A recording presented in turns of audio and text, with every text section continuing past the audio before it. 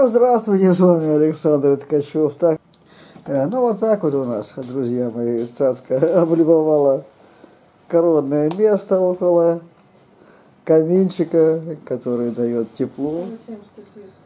Вот лежит и грызет свою косточку. Ну, понравилось ей это место. Ой, как понравилось, а! Сейчас только стоит сказать «цаца дай», и начнется беготня. «Цаца дай». Вот так вот. Все. Вот так вот, друзья мои, любит наша пуделишечка камин.